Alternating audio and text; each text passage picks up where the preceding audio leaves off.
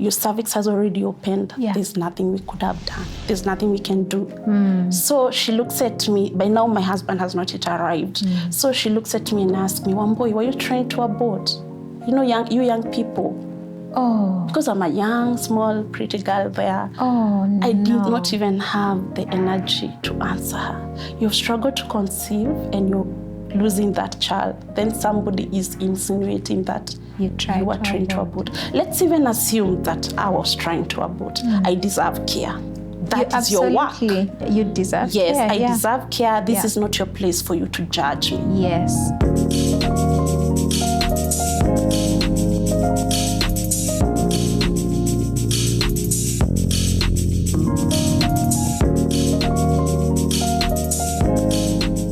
Wonderful people, welcome to Being Kambua. I am so happy, so honored that you've taken the time to tune in and to be a part of these conversations that we have here. Remember that I bring you people who will inspire you, encourage you in your journey through or to motherhood.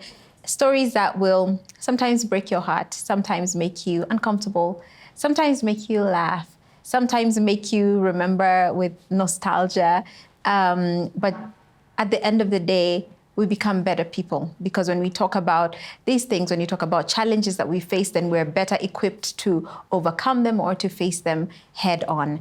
Today, I am really so delighted and so honored to have this powerhouse of a woman. Her name is Wambui. Now, I am so grateful for social media because social media is like a double-edged sword. It can be really, really rough, and I have had my fair share of social media, but I've also made some wonderful, wonderful connections on social media. I've made a community of people who are just amazing and doing so good in the different fields that they are in. So anyway, our paths crossed on social media. Wambui is the founder of 254 Mompreneur. She's also a mom, and she's here to share her story with us. Hi, Wambui. Hi, Kambua. It's so good to have you. To be here. Yeah, it's really so nice to have you. And I was saying, I love your hair. It's so cute. Thank you. I was just telling you right now, the hairdresser is not just my hairdresser, but my prayer partner. Wow. I'm here because of her prayers too. Wow. Yes. I love that. I love when we're able to connect even with people who offer us certain services. It becomes more than just, it's not just transactional. It becomes a friendship, a sisterhood. And I feel the same. Let me just shout out my, but my dear Catherine, you know, I completely relate, because some of the women I have met along the way who are so dear to me have been a hairdresser. It's been, I know Samira, who used to do my nails. It's been people who have offered me services, and we connect on a certain level, I guess, because they're so in you're in each other's space. Exactly. And like your hairdresser is somebody you meet every other day. Actually, I used to copy your styles a lot until you shaved your hair. I'm not copying You're that. not crossing this river? No way, I'm not copying that. You're not tempted even a little? Not even a little bit.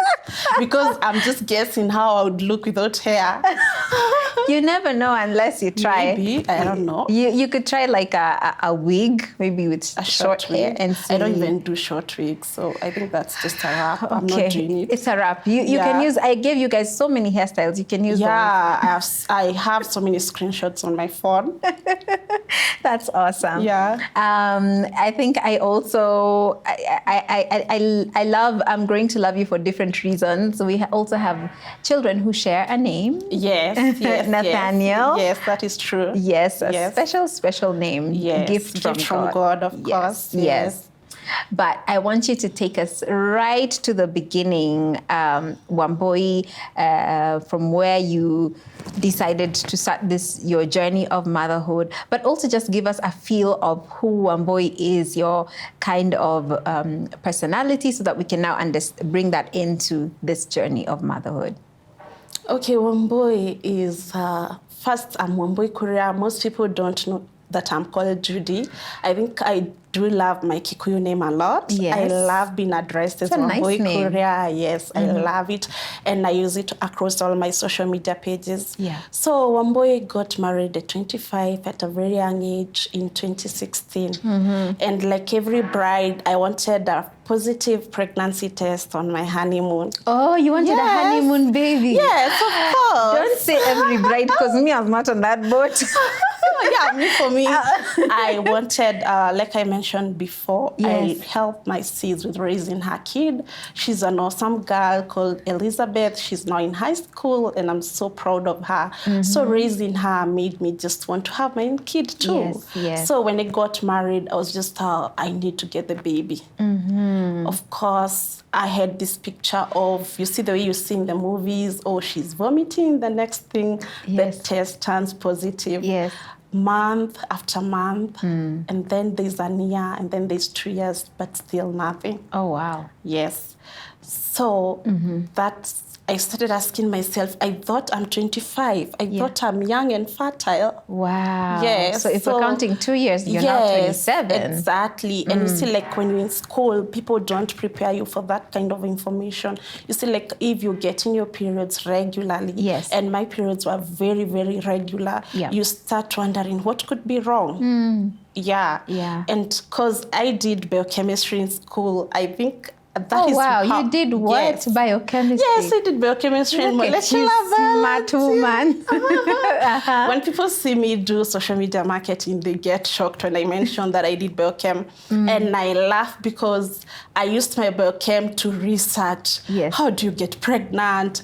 When do you ovulate? I keep saying all the knowledge that I learned in campus, I was just using it to overdo it. Like, you see, if you're trying to conceive and it's not happening, Yeah. sometimes you tend to overdo it. Yeah. You're just there with your ovulation kit. You're Yes. just there with all those pregnancy kits You're and all trying that. to fix the situation or to make sense of Yes, the situation. exactly. And Yeah. being a biochemist, and of course you mentioned about who I am as a person, I tend to be a perfectionist, and I tend to want things to go in a certain way. In fact, I even see that in my son. He wants his things arranged in a very particular way. Yes. So when things don't go like that, he screams or yells or things like that. frustrated. Yes. So I used to be like that. Even my mom used to mention that, like, Omboy, I wonder how you're going to deal with your DMs because Yes. you're so strict. You want things done in a particular way. So when months turned into a year, and then there's another one, and I'm not getting that baby, I started getting so frustrated. Yeah. And I had never waited before. Wow. I had never waited for anything because Really? even, like, I do have people who want to get a life partner, Yeah. and of course they have prayed. I don't remember praying for a life partner, It and God happened. gave me the best. Wow. Yes. So you were so used to things just happening for you. They Yes, just I fall was in just place. going, I completed campus in December, and by Feb, I already got a job. Yeah. It might not have been the best paying job, but you see so many people after campus, you start commuting, and that is their form of weight, which is not easy either. Yes. So for me, by Feb, I already have a job. By the time I'm graduating in June, I'm already working. Yes. So when I struggled to have a kid, that was a big blow to my order. Like, you see, I've finished school, I've graduated. I even used to say, like, the sequence, like, I completed my KCP in 2008, and then I completed that is in, like, 2004 class 8, 2008 form 4, 2012 campus. There's a pattern. And then I got married 2016. So you can see those are leap years. So you're also seeing there's a baby coming into June. So I knew that I didn't know. The odd thing is I got my first kid 2020. That's another leap year. Yeah. Wow. So, like, but that is not what I wanted. I didn't want to wait 4 years to have a child. So when you're during this time where you're waiting, you're trying, you're not understanding, you're using all your biochemist knowledge. Yes. Nothing is working. What were people saying to you? Because, you know, we're in an African society, and you know, I keep telling people my womb is none of your business, but really, you know, our culture has made it their business. Yes, it's everybody's business. It's everybody's business. What were people saying to you? And I'm thinking of family, I'm thinking of friends. Were there questions, or was there no pressure? Oh my God, I don't even know where to begin on that, because especially when you get married through a wedding, it gets tougher because people have the date 6 August of 2016. That's when you got married. So in the next few months, we are expecting to see when you attend functions, that bump or at least some news, something is happening. The funny thing is people don't realize that is a very personal question to ask someone because you do not know even if they are waiting. There are people who want to just enjoy their honeymoon for 1 year or 2, but people start asking you immediately, when are we having grandkids? Of course, parents start asking because, of course, they're excited about having a grandchild. And I remember even my younger brother used to tell me, "Ai Wambui, kwani umetuweka aje?" He's very young, and it used to make me laugh because he's like, he cannot understand. But at least with family, when it got to 6 months, 1 year, they started realizing, of course, they knew I'm trying, so they knew it's not like I want to take a break from that. So they started getting worried. I could see like my mom is already getting worried because her friends are calling her, "Oh, Wambui, did she get pregnant? Oh, does she have a kid by now?" You see, especially the women, especially at least the younger generation is much, much better. Like our generation is much better from our parents' generation, because for them, that is the order. You get married, you have children. Then the next thing is a child. So they started asking questions and all that. Of course, calling my mom, not yet. And then my mom innocently will call me and say, "Oh, Mama Nani was asking, when is the baby coming?" You see, the thing that I'm coming to realize about waiting is sometimes they say things that are hurtful.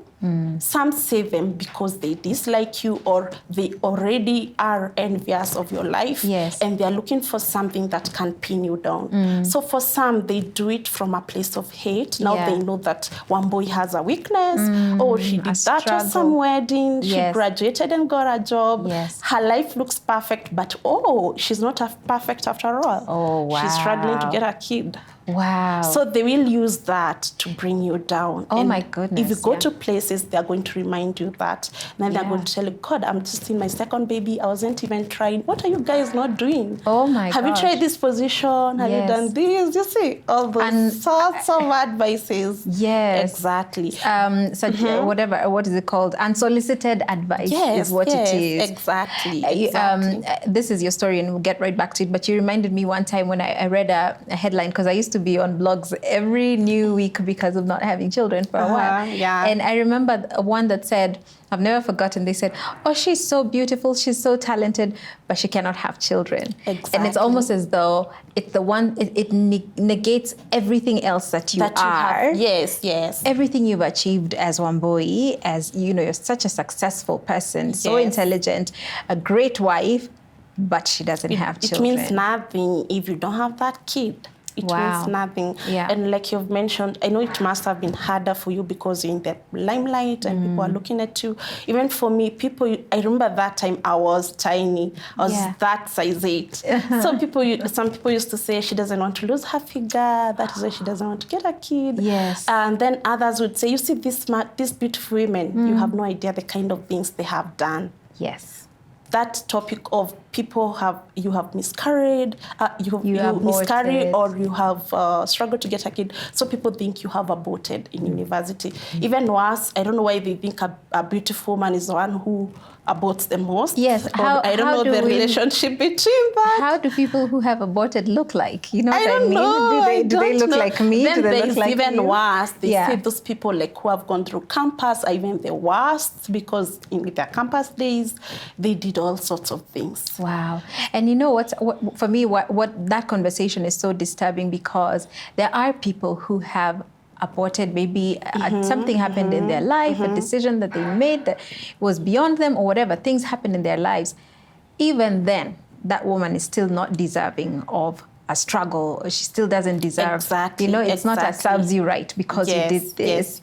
We are not a sum of our mistakes or decisions. Plus, remember, that is their form of mistakes. We make different forms of mistakes. Yes, you did not abort, but are you perfect? I'm sure you've committed a different level of sin. Did God punish you by not giving a child? If you think that this is a punishment for a wrong we did. Yes, because we all sin differently. So I think it's really sad. And of course, I even have relatives, you're struggling to conceive, and the whole family is preaching that gospel of, oh, but she miscarried when she was young, you see, and it hurts. It's very painful. It's very painful. Yeah. It's very, very painful because you know yourself and you know your life, and you're just thinking, oh my God, I wish I can just get that baby. Yeah. It becomes even, I think I got to a place where you just want to get that baby because you feel the need to prove so to society, oh, finally have this child and all that. Yeah. But as the years went on and I miscarried, I started realizing also I have to desire this child for me. Okay, you said something, you mentioned it like a speed bump and moved quickly because you said you miscarried. Yes. Take us back. When did you get pregnant? Yes. So now it's 2016. I've stayed the whole year. Then 2017. Then towards the end of 2017, I conceived. Okay. I'm excited. You know, like finally. Yes. And you know, because you have struggled to conceive, you have waited for years. You don't even wait. Yeah. You call your mom, you know, I'm pregnant. You call your auntie, you know, I'm pregnant. You Yes. see, because you're overwhelmed. You have been waiting for course. this for so long. Plus, it's your first time getting pregnant. You don't even think that. You see those people who miscarry, you don't even think you could be one of them. And then you even, God could be so unfair. How can you struggle to conceive? Then you become among the statistics of people who miscarry. Yeah, how is that possible? How is that even possible? So I get pregnant, I'm excited, I start my clinic and all that. Then just one morning, I remember it was a Sunday. Yeah. So this brother of mine who is usually asking me, utatuletea mambo lini, nini. So he was supposed to visit me that morning. It's a Sunday morning. My husband has traveled to go visit the grandma. So I just wake up and I just feel something different. I just feel a gush. Then when I'm looking, it's water all over. So I'm calling my brother, I don't know what is happening. You see, he's even younger than me because right now I'm just 27 and I think that time he's 17 because he's 10 years younger, but he's very, very mature for his age. So he tells me, what's wrong, Wambui? So he calls my mom. I think there's something wrong with Wambui. I'm headed to her place, but I don't think she's okay. So by the time he gets to the house, there's blood all over. And then you can imagine I should not be doing this, but I'm already on Google. Yeah. When the water comes out, what happens? I do? Yeah. Because I already know that because the biochemistry in me makes me more of even the medical part, like you know what is happening to your body. Okay. So I know for sure that if the water is out, it's done. But I just need proof. There's still some ray of hope, you see. Yeah. So I Google, I feel defeated and all that. So my brother and my mom arrived. They take me to the hospital. Were you in pain? Yes. You're in pain? Yes, I'm in pain. And of course now you are very uncomfortable because, and that is I don't know if I would just call it the ugly side of motherhood or, you know, the role deal. Yeah. You would think now this is your younger brother, there's something to hide. At that particular moment, there's nothing to hide. There's no shame. There's no shame. Exactly, that is the word. So he walks in and there's blood all over. And he's thinking, this sister of mine has struggled for this long. Yeah. I can see how heartbroken he is. So my parents arrive and we go to Gatundu Hospital. I don't know why. I used to stay in Thika. Yeah. So I don't know if it is in that state of desperation that your mind is not thinking fast because Thika and Gatundu is far. So I was thinking there could have been a closer hospital to that. Yeah. So when we get to Gatundu, the nurse is there filling those forms as if I'm not bleeding. I'm not sitting in that chair waiting for her to do the formalities. I feel like shouting at her, but I'm thinking the baby is gone. Yeah, you're at her mercy right now. It was hard. I keep saying, I don't know. I've started making peace with it. Like maybe she did not know the intensity of that. But I'm thinking if somebody's already bleeding, you need to rush. Yeah. You need to act fast. Yeah. But I came to realize it's because she had her own thoughts. So when she took me to the place where she's like, okay, your cervix has already opened. Yeah. There's nothing we could have done. There's nothing we can do. So she looks at me. By now, my husband has not yet arrived. So she looks at me and asks me, Wambui, were you trying to abort? You know, you young people. Oh. Because I'm a young, small, pretty girl there. Oh, no. I did not even have the energy to answer her. You've struggled to conceive and you're losing that child, then somebody is insinuating that you were trying to abort. Let's even assume that I was trying to abort. I deserve care. That is your work. You deserve care. Yes, I deserve care. This is not your place for you to judge me. Yes. So that's another area that I'm very vocal on, like how hospitals treat the health care. Yes. The healthcare is just another thing when it comes to infertility and maternal health and all that. Yes, and just I feel like the process needs more to dignify women a little more. Yes. Because if you walk into a hospital, you're visibly bleeding. Yes. Something should have been done, surely. I don't think the priority is, let me first start filling out her forms. I think it's, can we get her out of here? What can we do? How can we stop the bleeding? You know, whatever assumptions you have, let them not get in the way of you being a caregiver to this person. Exactly. And if you don't judge the person, you're able to offer the best care. And then afterwards, you're going to listen to the story. So after she said that, I'm just quite there. She's doing everything, the DC and all that. So that's when my husband comes. Yes. And she's shocked to see I'm even married. So she says, oh, you're married. You see. I'm so sorry. Yes. Yeah. So that was and then I find out it's a boy. How many months were you? That was 6 months. 6 months. That was 6 months. So that was a big blow, even worse than, the first one was a big blow considering how far I had gone. You see, you have already connected. You've even chosen a name. I remember that I had chosen Ryan for the first baby. Yes. So when my sister got her kid, she named the boy Ryan. Your sister was pregnant around the same time? No, she got her baby much later and she named the baby that. Yes. And when I lost the second one, now my bro also chose the name that I had chosen for her daughter. Okay. So when I see them, I still remember, this is what I could have named my child and all that. Yes. So we get treated. I do love one thing that they did. They did offer a psychiatrist to talk to us. So I praise them for that. Yes. Yeah, so she talked to us and both of us, that is me and my husband, and at least we felt heard because she was very understanding, unlike the other nurse. Yes. And we felt reassured and all that. Yeah. So we went home and all that. You know that walk home with that basin empty? Yeah. That is the hardest journey you'll ever make. Yeah. It's difficult because you're supposed to walk out of that hospital with a baby. The other thing I would praise that particular hospital for is they do keep the women who have lost their child in a different ward from the women who have delivered. Oh, that's very special. Yeah, it's very nice. I praise them for that. Wow. It's so considerate because we are humans. So, you're making that long walk back home. Yeah. No baby. How does life look like for you from there, for you and your husband? Okay, it's dull. Of course, we cry. It's even more difficult because like you're growing up with your grandma and you're longing to have that family set up and all that. Yeah. So it was very hard for him, especially now after 2 weeks. Yeah. The grandma is diagnosed with cancer. Oh. Yeah, so that was quite heavy. Yeah, it was quite heavy for him. I'm sorry. Yeah, I saw him broken. Yeah. I'm really sorry, Wambui. I didn't think it. I thought I healed. Yes, we heal every day. Yeah, I thought like that wouldn't even make me cry and all that. So, and then soon after he loses his job. So, in this period that you're trying to conceive, you're also trying your own things. You're visiting the doctors and, all those, even a consultation is expensive. Fertility treatment in Kenya is very expensive. Yeah.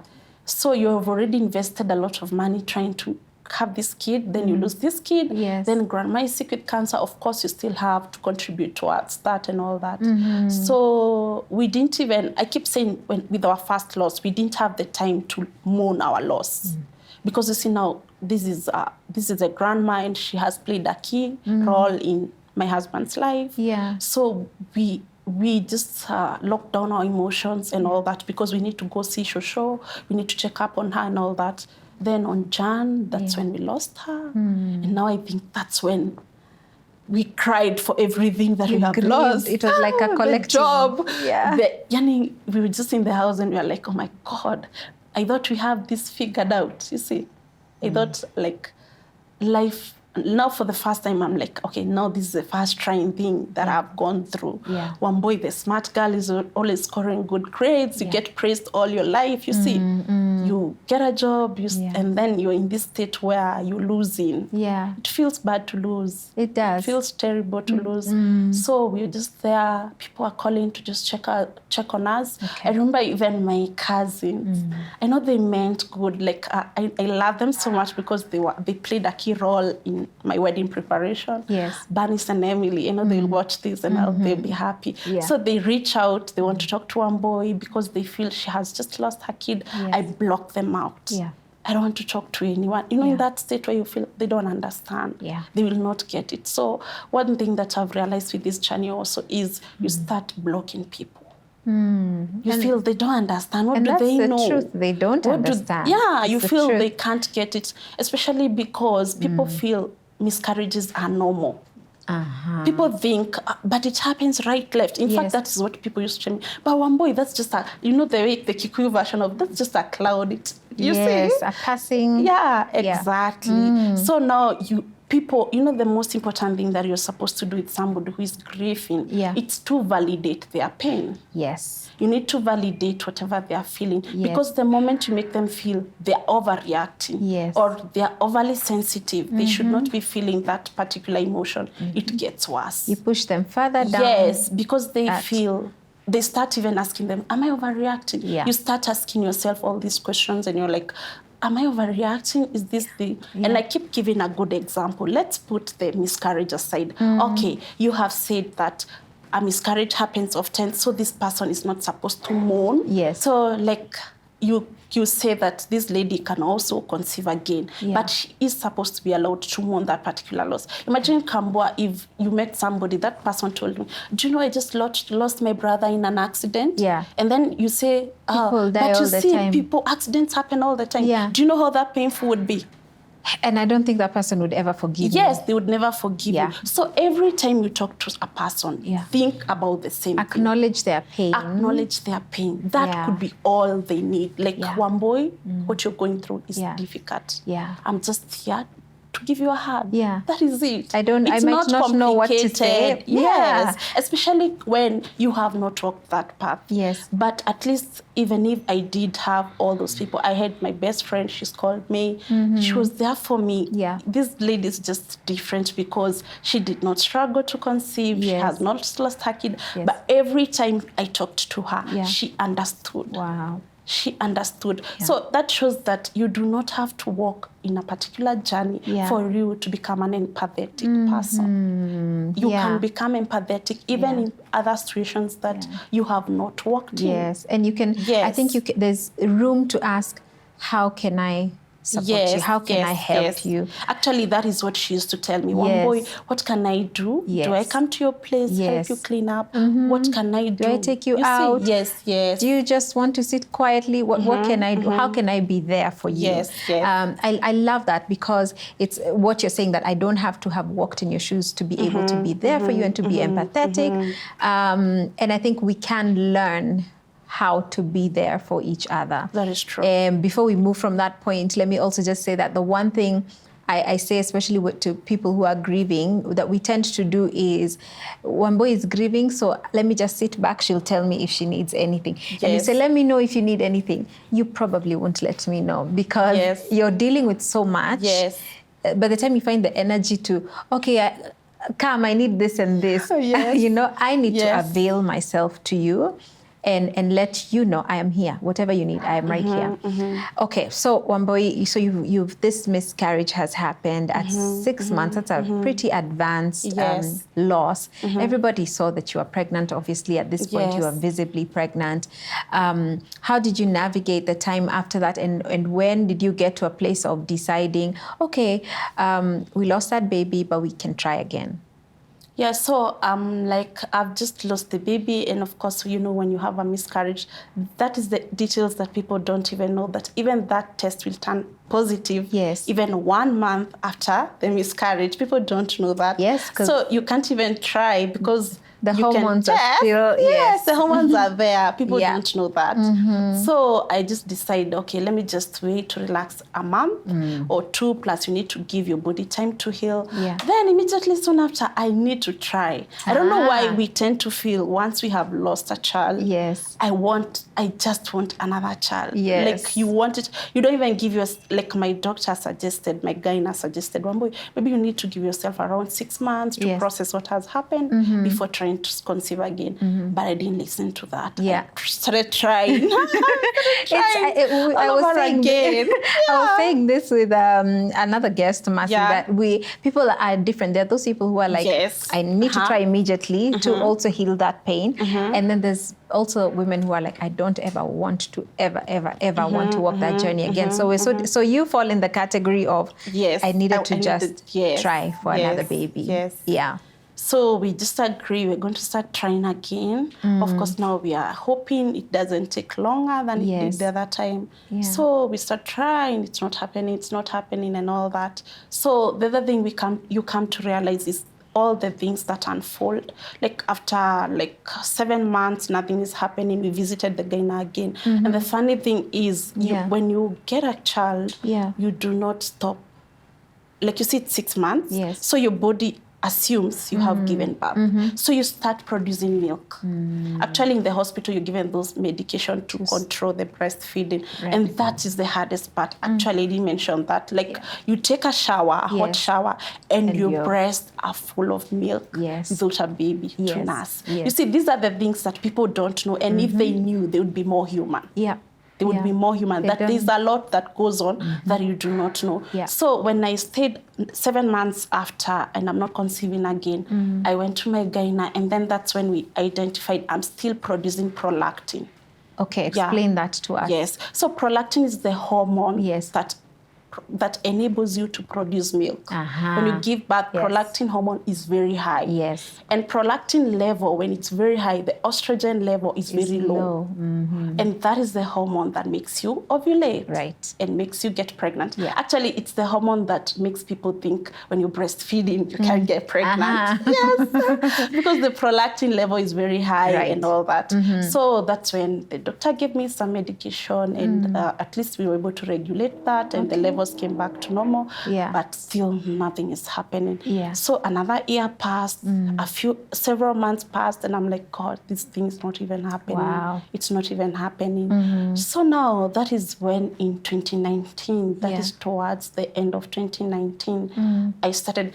By this time, there's another hairdresser who came to visit me. I met her online. So by this time, I'm already questioning God. Yes. We have stopped going to church, by the way. We don't even want to hear about that God. Wow. Like, where was he? Like, what do you mean? We were in the statistics of people who struggle to conceive. We are in the statistics of people who miscarry. That must be a very unfair God, you know? Yeah. So we are there. We don't go to church. My mom is calling, you guys, stop losing faith. Stop losing faith. And she used to go and pray for us, especially at Vincentian Retreat Thika. She used to go and pray for us a lot. So for me, I've given up. I'm not even praying about it because I'm thinking this God is a very unfair God. So I start building my faith, and I start saying it can happen again. If I conceive the first time, even my husband is encouraging me. If it happened the first time, it's going to happen again. Yeah. So we are lucky, we conceive again. Oh, wow. Yes. No, let me tell you, it's difficult to carry a pregnancy after you have lost another one.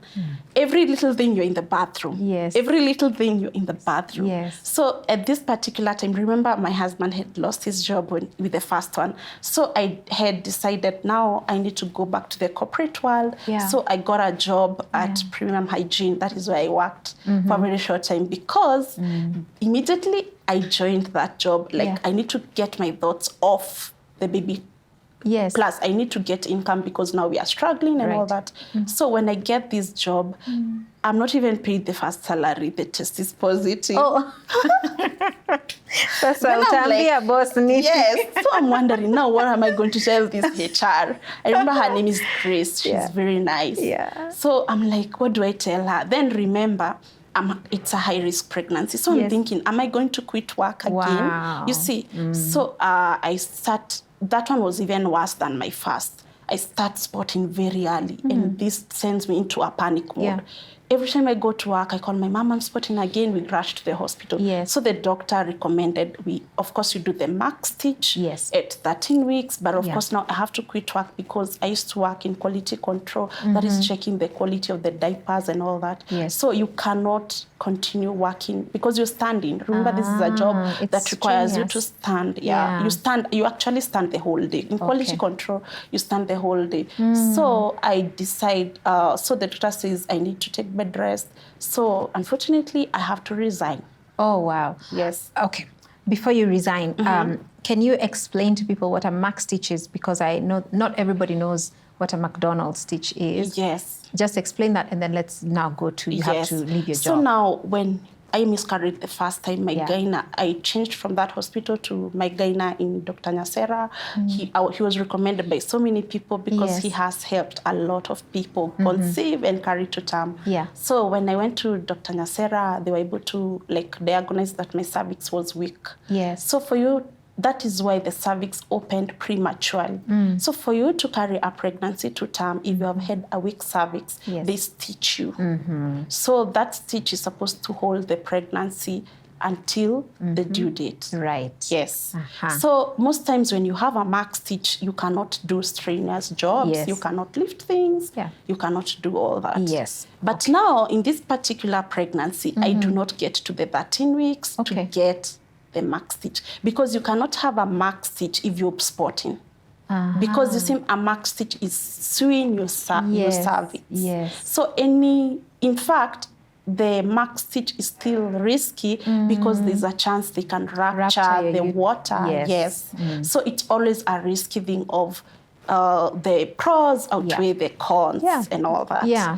So the doctor has stated that by 13 weeks I'll have the max stitch, and by that time we'll have regulated the spotting. But you see, the spotting doesn't stop. It coming. I'm in and out of the hospital. I take those progesterone, those tablets. Oh my God! And those things are expensive. Yes, they're very expensive. So I've been taking progesterone for a long time in this duration. Then one evening, I'm just waking up from my seat. Yes, and then there's blood. Oh dear. So I just wake up, and now the blood is just flowing everywhere. And now this time we didn't have a car with my husband. So we were staying in Georgia. So I'm calling my brother. I'm telling him, God, you need to come and take me to the hospital. You need to come and take me to the hospital. This is the same brother? No, that's the older brother. I have an older brother. He's called Peter. So I'm telling him, you need to rush and come. Let me tell you, it's a 10-minute thing, but I was thinking it's taking forever. Yes. So he comes, of course, he's now worried. My husband is in panic mode because this has happened before. It's very familiar. So we go to the hospital. Luckily, this time I have not miscarried. Everything is still intact. But the bleeding never stops. So I'm admitted. I get admitted in the hospital, and I stay for a week. Okay. So I'm still getting the medication and all that, and I'm getting the scans to see how it is. So in this particular case, I had a hemorrhage. Okay. So you see the way, even when we did the scan, there's that, the baby, you see the baby, then there's another empty sac. Now that empty sac was a hemorrhage. What usually happens with a hemorrhage is it's a clot. So it keeps spreading. And now what usually happens is it makes the uterus, it makes the baby detach from the uterus. So that is how you end up miscarrying. But I keep saying, if in the first miscarriage we did a scan afterwards, maybe something was missed out. Right. Yes. Or maybe the cleaning process was not perfectly executed. Yes. So now I'm in the hospital. It's the 4th day. Still, I'm not discharged to go home because I'm still spotting. So it's a Saturday morning. I just wake up from my bed and the bed is wet again. Oh. And then this one, I just didn't need anybody to tell me. Then this particular one, I cramped, even worse than the first. The back pain I got. Then my mom comes, she comes over lunch hour to come take care of me and all that, bring me something to eat. So I tell her, Mom, I'm in total pain. The back pain is just crazy. You know, the way like I keep saying that is like the labor pain you get. So the cramping is so bad. In fact, at this time, it's so bad that I'm telling my mom, I'm just done with this thing to do with babies. Like, I don't even want to hear about the babies. I tell my mom, don't even tell me about giving you grandkids because I'm done. Because this pain is so much. So that is when the gyna comes and I wake up from my bed to go for the scan. Then the bed is totally wet. And you can see it's not even blood, it's water. So I'm just, it has ruptured. This time I didn't, so my mom sees the water and says, God, what has happened? You see, she's worried again. She has been through that.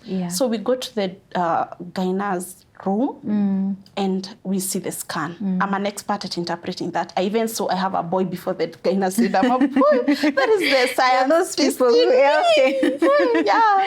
So I go there and of course they do the scan. I can check and I can see the membrane is ruptured. The baby is just close to the cervix.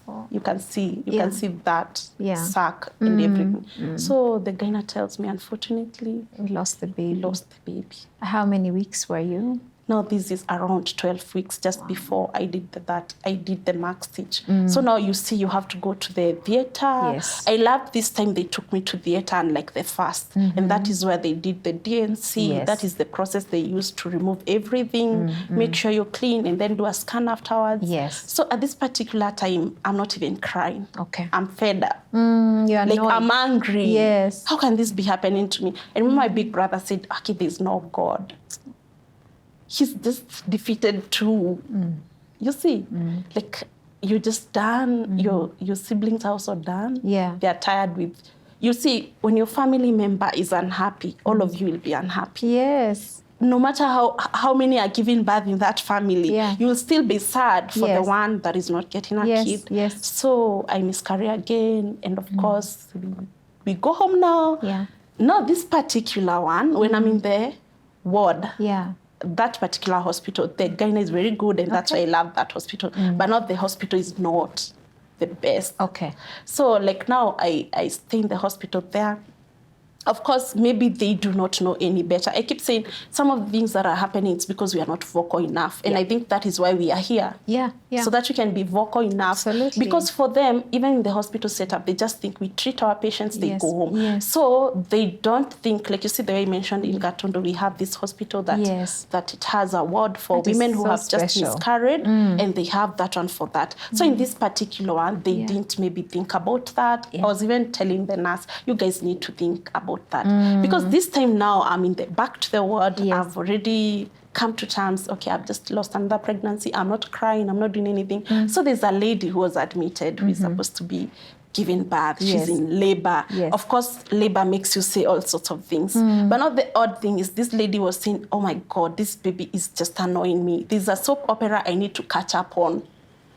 So I'm like, Jesus Christ, God, is this people you're giving babies? You're like, my world has just ended. This one doesn't want. So she complains. She's just in the bed next to me. So she complains and complains. Oh my God, I need to go home. I need to catch up with my soap opera and all that. So I'm there watching her.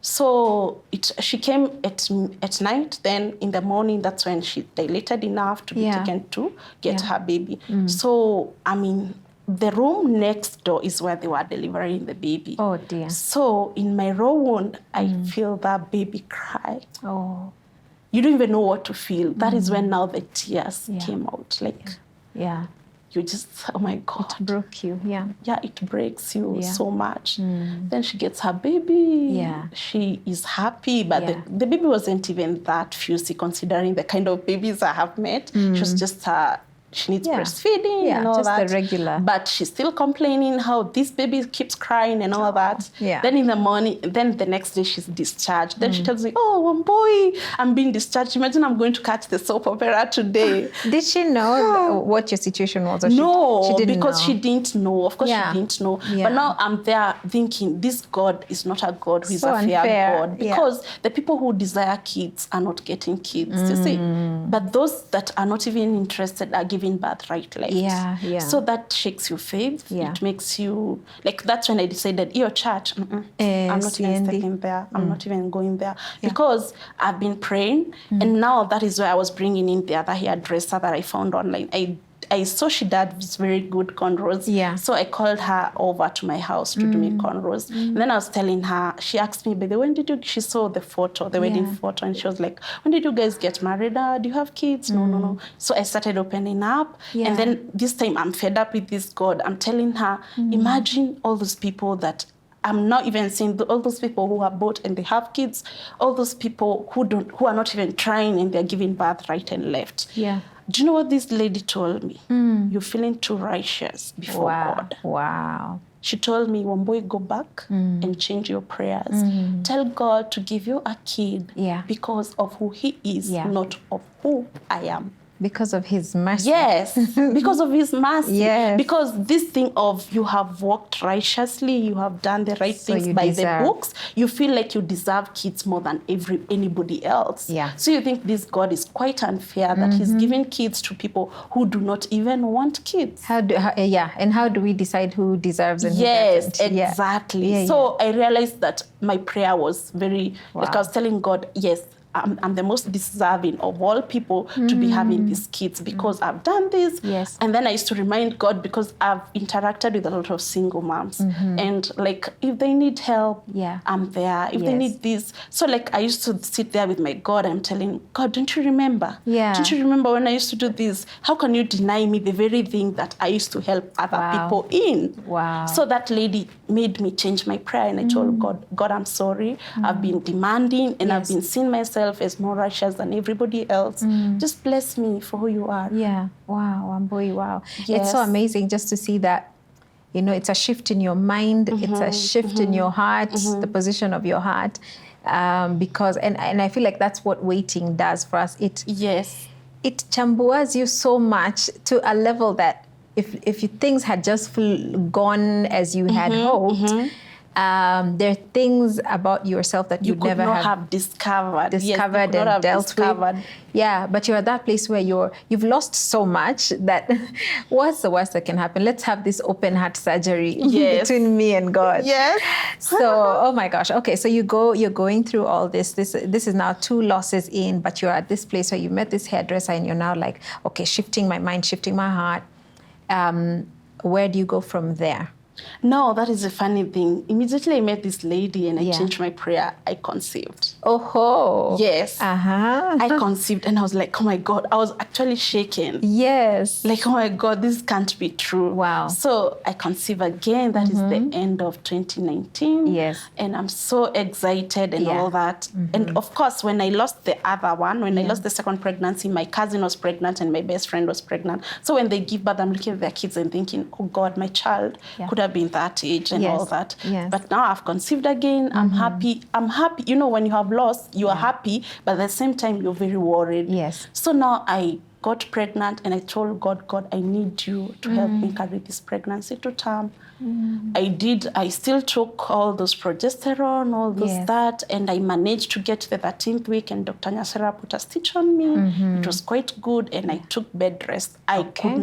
I was very serious about the bed rest. I could not even lift her cup. Yes. I was telling my sister, you need to come and help me. Yes. And my sister took care of me a lot. She took care of me a lot and all that. Especially because when I lost the second one, she gave birth 2 weeks after. So like I'm there going to check her in the maternity ward. This is the place that will bring back raw. And you see, it's very fresh. It's just 2 weeks. Yeah. So she was even wondering how to face me. You see, the thing with us, we face the stigma, we face the loss, but even our family don't know what to do sometimes. They don't know what to say and what to do. Even when my sister-in-law got pregnant, they were all saying, now how are we going to tell Wambui?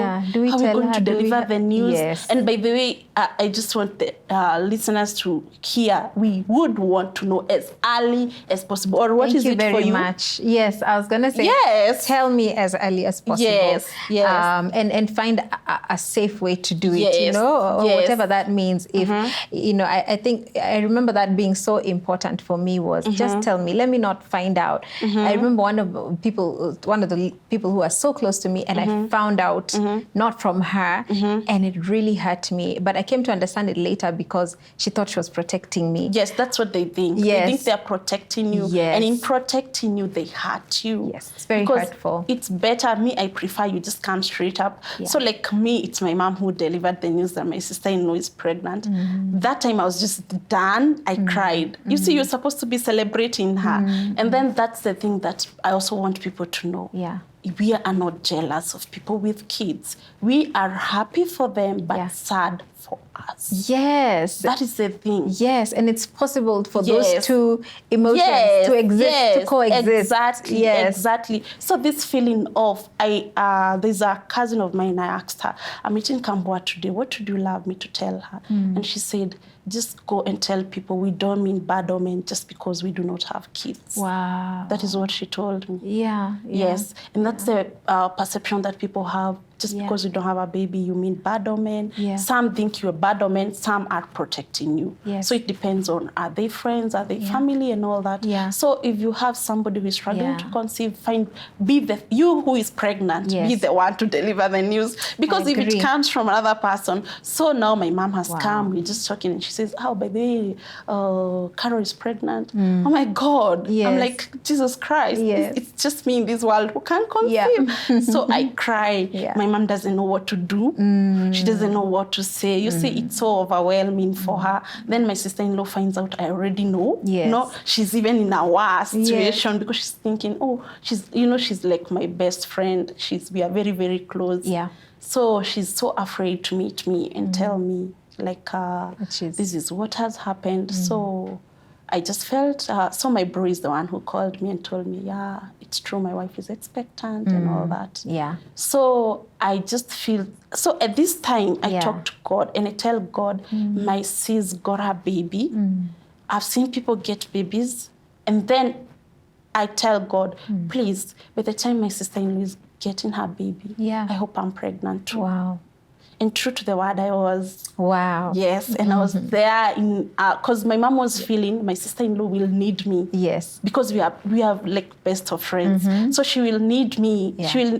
She will need me in the labor ward when she's laboring. And true to the word, I was there. And you were pregnant? Yes, I was Wow. pregnant. Wow. So it was much easier for me. Yes, it was much easier for me to be like there for her. And her baby looks a lot like me more than her. Oh. So it was so exciting. So at least God was there. And, and of course, I was happy. Yeah. That pregnancy went on smoothly. Yes. Maybe spotting here and there, but I got my baby. So now it's Corona. Because this is, remember, it's the end of 2019. So 2020 March, the first case is identified. And then I have Corona. There's Corona outbreak in the country. Yes. So now people are hiding, people are locked. You see, then I'm thinking, oh my God, you are an amazing God because of all years, now you have chosen a year when even my life is at risk. Yes. So I'm like, this God is not done testing me. So I'm thinking, what is happening? What is happening? So my husband encourages me, don't worry, the God who made you pregnant is the God who will protect you. So it gets worse that even my gynae closes down because like, I heard there was a relative who had contacted the virus. Okay. And of course, I keep thinking he was also doing that to protect the patients. Yes. You see, you're dealing with pregnant women. Yes, sensitive. So, So I'm thinking to myself, oh my God, this is the gynae who has helped me throughout, who helped me the max stitch. I just need this gynae to deliver my baby. So I'm very stressed because there's no way I'm changing the doctor. Then I'm thinking, what if I start bleeding at night? Where will I go? You see, like right now I'm still in Juja, and it's not like Nairobi where there's so many options to choose from and so many specialists. So I'm thinking this is very, very bad. So I start losing hope. I start getting discouraged. Then I'm thinking, who is going to remove the max stitch? So because with the max stitch, it has to be removed before like around 37 weeks. weeks so that they wait, they see if you're going to deliver normally or you need a CS. Yes. So I'm discouraged because my gynae is not even picking my calls. Yes. Nothing is going on. Yeah. Then that's when my husband told me, but you see, Wambui, if this gynae, all your faith is in this gynae, where does God come in? And maybe God is doing this because he wants to get all the credit. If it's your gynae, you're going to be saying, oh, it's just Dr. Nyasera. Yes, he is important and he was useful. Yes. But now God he's a jealous God. Yeah. He does not want all the credit to go to the human beings. Yeah. So I get encouraged by that. I start believing when that time comes, God is going to. Because in fact, all those times that I miscarried, I could have done nothing. Yes. So even in this particular case, there's nothing that I can do. Yeah. And I think realizing there's nothing within my control, that gave me more peace. Yes. And I just relaxed and all that. So at this particular time that now I'm almost getting to my due date, I'm thinking now I should hide. Yeah. Because you see, remember, the society has already said you disclosed your pregnancy very early. Yes. So it means that maybe that is why you miscarried. And remember, you didn't even... It's very different for me because you didn't even share it on Facebook. Yes. You didn't share it on social media. The only thing that you did is you told your relatives or your what. But the devil has already put it in your head that even those relatives are dangerous. Yes. They're the reason why you lost the previous pregnancies. Yes. That conversation, Wambui, is a conversation I really have an issue with. You know, in my situation, I remember just so many conversations after I lost my child of she should never have put it out in the public. But I was like, my life is so public that I am not able to, I don't have the luxury of having a private pregnancy. I don't. It's either I tell you or you're going to see it for yourself. Yes. So, you know, it was an argument that I had no basis. And I'm like, there are people who put their pregnancies on billboards and they give birth to perfect babies. Yes. There are people who hide in their houses. And they still lose their pregnancy. And they still lose their pregnancies. Yes. So, you know, so you're at this place where you're being told, okay, you need to hide. Yes. But also, how do you hide a pregnancy, Wambui? Yeah, and you see, I was telling you, if God intended for us to hide pregnancies, Yes. we would never have the bump. We would Yes. never have the bump and all Yes. that. And like you said, you're a public figure. How do you hide a pregnancy? Because you'll meet with your friend along the road, and they're going to take a photo of you, and they're going to, the news will leak, blogging, and then they're going to tell us Kambua might be pregnant. Yes. Yeah, so for me, I decided I'm going to hide. Yeah. I'm going to hide because if that is the only thing that will make me carry to term, then I need to hide. And in fact, even the previous second one that I had miscarried, I didn't tell anyone, but I still lost it. Yeah. But you see, the society has this power of feeding your mind all these thoughts. So even my mom told me, Wambui, we should be very quiet. But let me tell you, I lost my cousin, my best friend. Yeah. Are you going to hide? You have to get out and go. Are you going to say you won't bury your cousin because you're fearing you're going to lose your pregnancy? That would be very selfish. So that's when people found out Wambui is 5 months pregnant. Yes. In the barrio, I was heavily pregnant and all that. So I couldn't hide it anymore. Then my husband told me, you see, sometimes this happens so that the glory all goes to God. You could get to a point that you say it's you who protected yourself. It's because you hid. That is why you're able to carry the pregnancy to term. But God is telling you He is protecting you. And He means that this baby is going to be carried to term. That is what will happen. And in fact, the hairdresser, I'm telling you, she's called Joyce. She told me, Wambui, that is God's work. Absolutely. Yes, there's nothing you can do. Just show up. God will protect you. And then she told me, didn't you read the Bible, Psalms 23?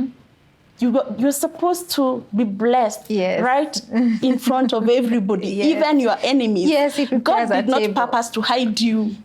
God did not purpose to hide you. So a city on a hill cannot be hidden. Yes. So I went there glowing. Yes. And of course, I was also worried because now this is someone who was very close to me. And I would have wished that he met my child because he was just my best friend.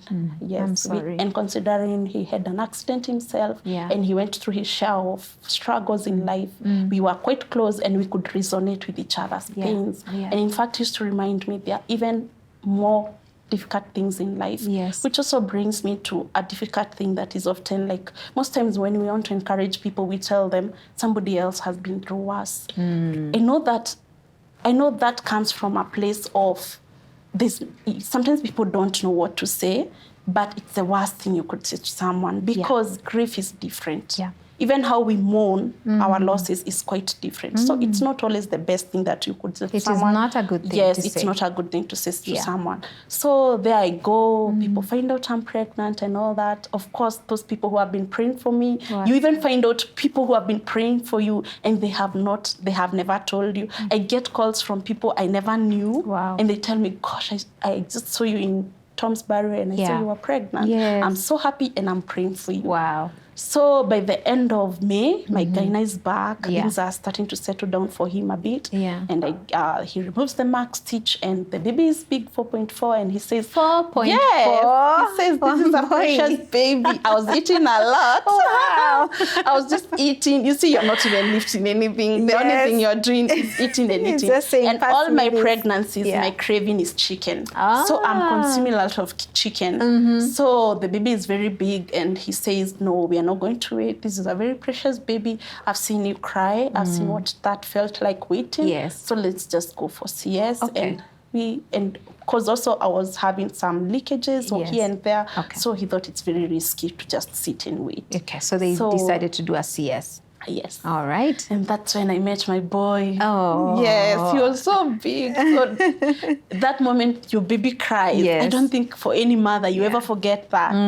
It's so magical. Yeah. And you shed, you cry. Yeah. But now you're crying tears of happiness. Joy. Yeah. And your mom is outside there waiting and your husband and my brothers, they're there waiting for this miracle that they have been waiting for. And my gyna was very happy to tell my mom, no, your daughter has a child. You see? Yes. You see, even the doctors, they feel it. They feel the pain and the frustration. This woman has tried for so long and they have not been successful and all that. Yes. So I get my baby boy. Wow, congratulations. Yes. Now I walk home with a baby, not an empty basin. Yes, exactly. And you know, I mean, we've said that on a light note, but this is for any woman who has just walked out with that basin or walked out of that hospital empty-handed, that a time comes when your story changes. So be encouraged. So you've gone out with your baby. What did you decide after that? Were you going to try for another baby, or where was this motherhood journey taking us? So I go home. Of course, we are still protecting the baby because you remember this is 10 with this corona. Yeah. In fact, very many people met the baby after 1 year because you see, we are protecting the child. Yes. We are even scared because not touching, not doing anything. Yeah. But as a family, I think there's nothing you could do. We have waited for this baby. There's no way we are not being a family, you see. So for us, we just decided we're staying together, which was risky because like my father works in health.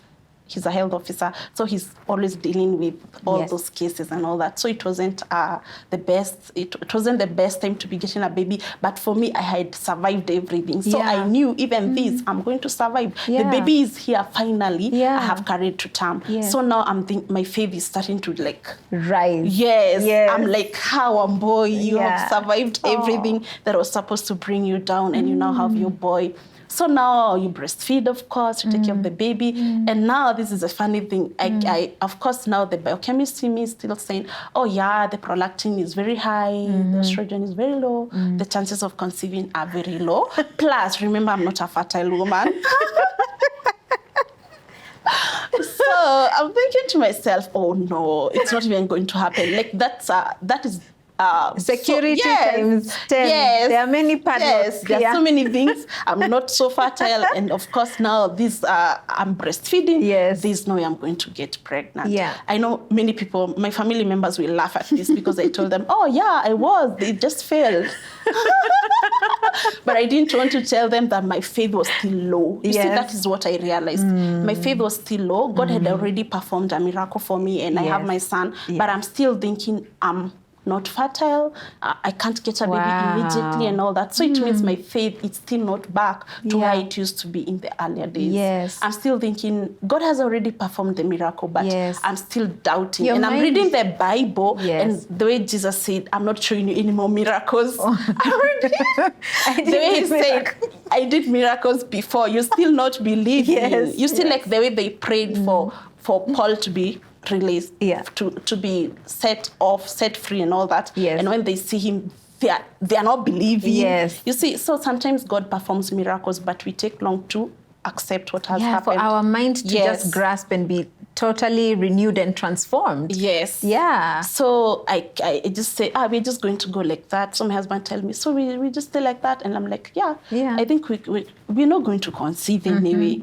So now it gets to a point where, like, now I didn't have the coronavirus comes and all that. So people are debating online about the coronavirus, the corona vaccine for pregnant women. So I'm like, by then I need to get this vaccine now because I'm even also breastfeeding and all that.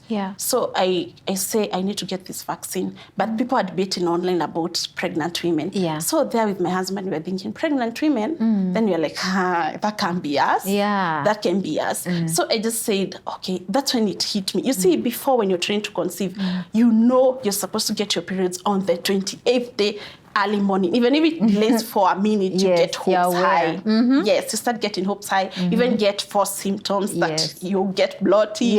Because you desire this child so much. So now after you get the baby, you're not even careful about when you're getting your periods and all that. So that's when it hit me. Oh, by the way, it's been some time. I'm like, oh my God, yeah, it's been some time. Then I'm like, it can't even happen. So I just said, so my husband told me, before you get that vaccine, because we don't know the effect of that vaccine on our pregnancy, just do the test. It should be negative. You'll get the vaccine and life will move on. So I go to the bathroom with my pregnancy kit, and I'm very sure it's going to be negative. Then I see 2 lines. They are nice and dark. Very dark. I've never even got the dark ones like those. So there are 2 dark lines. I'm like, am I seeing the right thing? I get out of the bathroom very fast. I call my husband. Do you know there are 2 lines? Do you know there are 2 lines? He tells me, you mean there are 2 lines? He tells me, just buy another one. I'm telling you, for that pregnancy, I took 10 pregnancy tests. And when I got that first pregnancy test in the bathroom, I laughed. So I think, like Sarah, God made me laugh.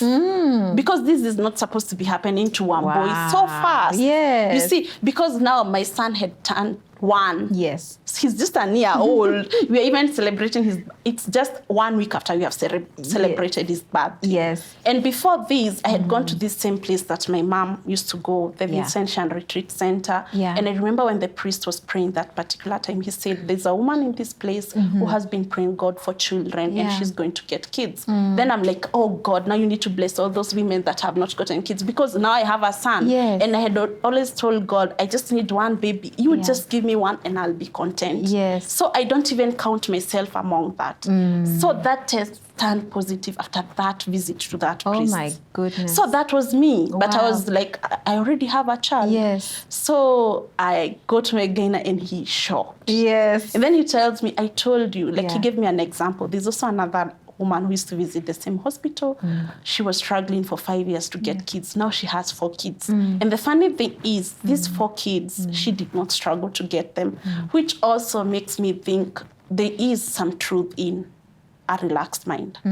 Of course, telling somebody to relax, it won't work because nobody has ever relaxed by being told to relax. In fact, if you tell me, one boy, you're not conceiving because you're not relaxing, I get more tense. You put more pressure. Yes, I even worry even more than I should have. So what can you do? Just call me, one boy, can we hang out for coffee this weekend? I will relax without you telling me to relax. So I should actively do things to help you relax. And if there is a medical reason that is keeping somebody from conceiving, there's no amount of relaxing that is going to work. So we need to talk about the real things that keep women from conceiving instead of like saying, oh, she's not relaxing or maybe she aborted. We need to talk about the real things, the real issues that prevent, that could be a factor that could be keeping a woman from conceiving. So now when I conceived Samara, I still did believe that a relaxed mind works. Because you see, when you are in a stressed state, the body doesn't work the way it's supposed to work. But now getting to that relaxed state after a year, 5 years, 6 years, it's not easy. It takes a lot of support from people for you to get into that relaxed mode. So I get a max stitch at 13 weeks and I find out it's a girl. I didn't know there's Nathania. I would have named her Nathania. Nathaniel and Natalie. So I name her Samara. Yes. So she's Samara. And you see, my friend May has a baby called Samara. Yes. So I just decided she's my best friend. Yes. She has walked this journey with beautiful. me. She has always stood with me. So I just named my name Samara, like her baby. And that's why I ended up with 2 kids. Mama Samara and Nathaniel. Yes. Oh, what a beautiful story, Wambui. And just so the ins and outs, the ups, the downs, how I feel like sometimes life can just disrupt all our plans. But just knowing at the end of it, that God still has it in his hands. And, you've touched on so many important things, so many hard-hitting truths in the journey of infertility and pregnancy loss and all of that. And these are things that we need to keep talking about. Number one, so that people can know they are not alone, people who are walking that journey. Number two, for our society for us to do better as people with the things that we say to each other. Number three, I also feel, and I'm also so passionate about this, about our healthcare system. I'm so impressed. I feel like I'll visit that hospital in Gatundu. Yes. Because even you'd be surprised that even the very big hospitals in our country, and I was in one of those, did not have a separate place when you have lost a child. And it's very devastating to be in a place where women are giving birth and you have just lost your child. Yes. And so the reason we're having these conversations, I'm hoping that the people are listening, even our healthcare givers are listening, and that we're saying this is our need. It may seem like a small thing, but it goes such a long way when you think of, okay, can I put these women separately? It's a small thought, but it means so much. Wambui, I'm sure there's maybe a couple, let me say a couple watching us and they're saying, us, we're done, maybe given up on their faith, or a woman who has just said, I don't know, who has believed the things people have told them, you're cursed, you're a bad omen. What can you say to that person who's watching you today? What's the one thing you want them to take away from you today? Okay, the first thing that I want them to take away is that you are whole just the way you are. Because when you look back, like I told you before, I was trying to get that baby because the society expects me to have that child. But now when I started desiring that child for me, it's better because even when you get that child, you're ready to be a mother. So I want you to know that you are already whole the way you are. And that's why I would wish our country would adapt other countries' way of life, where a woman can even decide for me, I'm okay being an auntie. And I'm whole and complete. So that woman needs to be encouraged. She needs to know that she is whole the way she is. Then she needs to let God do his work. He may be late. I love the song 4 Days Late. Oh, I love that song too. 4 days late, but he's still on time. Yes. And he keeps the promises. He will call out your name. Yes. Wow. And it will be your turn. Wow. It will be your turn. Wow. Then find people who have walked through that journey. They will understand you better than people who have not walked that journey. Then the other thing that I would love them to know is sometimes the society will be insensitive, but now it's up to you how you react to their insensitive comments. Remember, sometimes when we are going through things, we may not know what the other person is going through. Like me waiting made me also understand even that person who is a job seeker, they have commuted for 4 years because waiting is hard. Any form of wait is difficult. So it made me more empathetic towards different forms of waiting. So I want you to know that God will call out your name. Wow. Though it tarry, it shall happen. It will happen. Yes. I love that. And I will not add anything to that. I will ask you to tell us about Mom 254 Mompreneur. Yes. As we wind up, because I can see Nina has told me many times, finish, Kambua, finish. So I know there's still so much that we haven't talked about. I keep wanting to say this and say that. But we'll keep the conversations going, and also on social media. We'll keep on talking and just building this community, this safe space for women and men who love them to realize that they are not alone in this journey. Wambui, tell us real quick what you're doing. I think it's so fantastic what you're doing with 254 Mompreneur. So when I decided to become a stay-home mom, I realized I still have finances, I still have bills. That is when I learned about content writing and content marketing, and I even learned website design, and I became a work from home mom. Nice. So many people who are battling infertility and all those are struggling with one thing, finances. Yeah. So it's not for you to become a complete woman. It means you must also be doing something else. Like I see your husband left you because you are not able to conceive. And I see even in groups, you start from scratch. You don't even have a career. You have nothing to your name. Yeah. So the 254 Mompreneurs' main purpose is to inform women about the importance of being financially stable. Yeah. It makes you walk out of toxic relationship. Yes. It makes you feel complete in yourself because there's something that you're doing. Plus, it makes you relax because you're engaged in something else. You do not think about baby making all the time. So the other thing that I'm empowering them in, it's the digital skills. Yes. Like you can be able, if you have that, I was working from home with a Maxit because I had a digital skill. Yeah. You can work for local clients and international clients. So what I'm doing is teaching them, where do you train on these skills? And for the skills that I know, I train them myself. Yes. And I bring in also experts who are doing better in different fields to mentor them so that they can become work from home moms. Yes. Because when you're financially stable, there's a lot that changes. There's a lot that changes when a woman is stable. And of course, together, we are raising our voices and ending the stigma surrounding reproductive health. Yes. Like we have said, even in those fertility treatments areas. And I want to shout out to Footsteps to Fertility.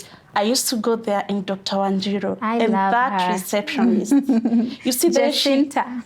Yes, Jacinta. You know her? Oh, yes. She is so kind. Yes. Yes, so we need to call for that kind of care where you treat someone, the holistic care, not just treating the physical well-being of a person, even just treating them well, being empathetic about their situation. Yeah. So my brand is all about creating awareness, and I'm very vocal on LinkedIn. LinkedIn is my favorite social media platform. Yes. Because it's transforming these women because they are not limited to working in local clients. They can also work for international companies. Yes. Fantastic. Yes. And Wambui told me she's going to get my LinkedIn going because it's been, Yes, you need to get active there. I need to get, so when you see my LinkedIn going active, it is because of Wambui. Please hit her DM, follow her page, see what she's doing, see how you can tap into that. It's so true what you've said, Wambui, that one of the biggest issues, because the journey of infertility is so expensive. I get so many DMs almost every day. I'm on this journey. Can you please sponsor me for IVF? Can you please sponsor me to see a gyna? And sometimes people don't understand that even I don't have the ability to do that. You know, I also have responsibilities of my own, and I'm like, you feel so helpless because yes, I see the need, I hear the desperation, but I'm not able to meet that need. So how about we get skills and equip ourselves enough to be able to get the finances that we need, or the financial freedom that we need. Yeah. So and being vocal about it, because even when we get vocal about these issues, we will tackle the problem that is there, and even call for the government to include some of those things in the insurance policies. Because the reproductive system is just like any other body organ. It should be treated like that. Absolutely. Yes. I agree 100%. And the message has gone to the people who need to get that message. If it hasn't, share it on your WhatsApp groups, share it on your IG, TikTok, wherever it is. Tell your friends. We continue to have these communications surrounding our health, maternal health, fertility, infertility, child loss, miscarriages, all those things, PCOS, and all kinds of challenges that come along this journey. And even later on, just to hear different journeys to motherhood. There are mothers there are people who become mothers through the beautiful gift of adoption, and there's so many things to unpack right here on Being Kambua. So thank you so much for your time, and be sure to catch you next time. Bye-bye. God bless you. Now this time I was numb. Yeah. I couldn't believe it was happening again. I'm like, again? Yeah. Like, God, I mean, what is happening? I thought we resolved, not resolved, but I thought that, life would turn out different. And so I was numb for the longest. I remember even crying. I couldn't cry. I mean, man, I was numb. I remember during his funeral, I was leading choruses. I remember.